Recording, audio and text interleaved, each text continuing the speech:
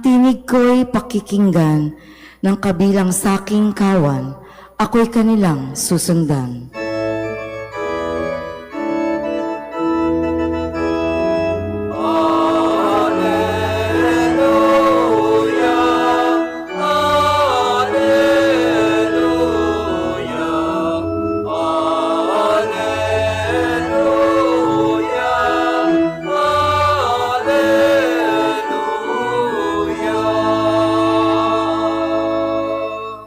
Sumainyo ang Panginoon. At sumayo rin, Ang mabuting balita ng Panginoon ayon kay San Juan. papuri sa iyo, Panginoon. Taglamig na noon, kasalukuyang ipinagdiriwang sa Jerusalem ang pista ng pagtatalaga ng templo. Naglalakad si Jesus sa templo, sa portiko ni Solomon. Pinaligiran siya ng mga Hudyo at sinabi sa kanya, "Hanggang kailan mo kami pag-aalinlanganin? Kung ikaw ang Kristo, sabihin mo ng tiyakan." Sumagot si Jesus, "Sinabi ko na sa inyo, ngunit ayaw ninyong maniwala. Ang mga ginagawa ko sa ngalan ng aking Ama ay nagpapatotoo tungkol sa akin. Ngunit ayaw ninyong maniwala, sapagkat hindi kayo kabilang sa aking mga tupa. Nakikinig sa akin ang aking mga tupa. Nakikilala ko sila at sumusunod sila sa akin. Binibigyan ko sila ng buhay na walang hanggan at kailanmay di sila mapapahamak. Hindi sila maagaw sa akin ninuman. Ang aking Ama na nagbigay sa kanila sa akin ay lalong dakila sa lahat. At hindi sila maagaw ninuman sa aking Ama. Ako at ang Ama ay iisa." Ang mabuting balita ng Panginoon. Pinupuri ka namin, Panginoong Hesukristo. Isang magandang umaga po sa inyong lahat.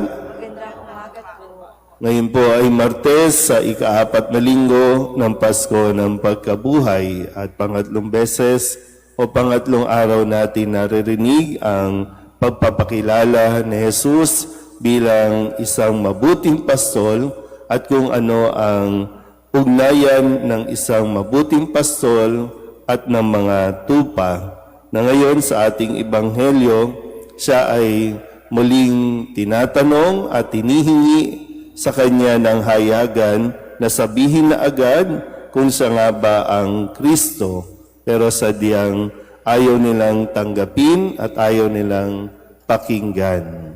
Kaya muli, sabi dito, nakikilala ko ang aking mga tupa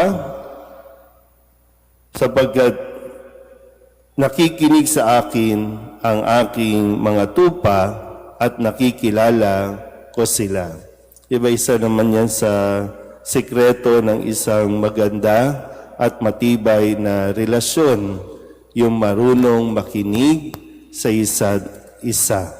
Kaya nga dito, binibigay muna sa atin na yung kahalagahan na tayo bilang mga tupa, kung itinuturing nating pastol ang ating Panginoong Hesukristo na hindi lang basta pastol, dahil siya ay isang mabuting pastol. So ang katangian na dapat nahuhubog sa atin, ang katangian na dapat na de-develop, nagmamature ay yung pakikinig. Dahil dito, nakakakilala o nakikilala natin ang mabuting pastol. At kahit anong mangyari, magkaroon man ng problema, magkaroon man ng kaguluhan, hindi tayo maliligaw dahil ang tinig ng ating mabuting pastol ay laging nagpapahayag o laging nagsasalita.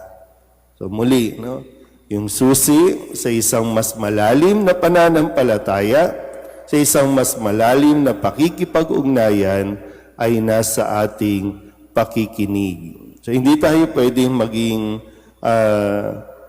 meron kasi mga pagkakataon na pinipili lang natin kung sino ang pakikinggan at kung ano ang pakikinggan natin. Kaya isa sa mga dahilan kung bakit tayo nagkakaroon ng krisis, hindi lang sa mundo, maging sa atin din, bakit dumadaan tayo sa isang krisis? Malaki ang pagkukulang natin sa pakikinig.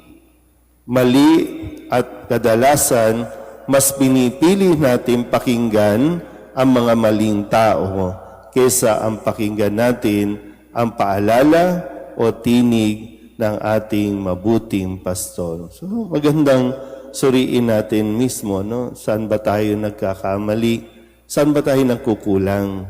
Bakit tayo nagkakaproblema?